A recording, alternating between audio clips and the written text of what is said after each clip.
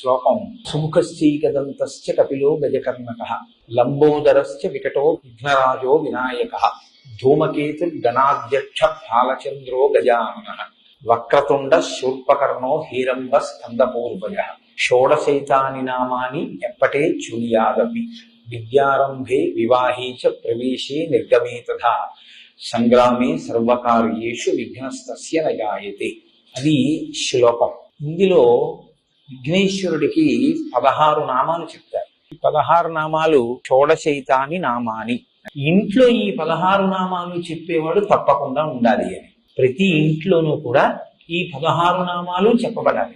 చెబితే మిగిలిన వాళ్ళు వినాలి. ఈ శ్లోకాన్ని ప్రతిరోజు పైకే చదవాలి అని గుర్తు. ఇంట్లో మిగిలిన వాళ్ళు దీన్ని చదవలేరు అంటే ఇంటి యజమాని దీన్ని పైకి చెప్పాలి. చెప్తే మిగిలిన వాళ్ళు వినవలసి ఉంటుంది. కనీసం ఏమిటంటే పూజ ప్రారంభం అవుతోంది అంటే వెళ్ళ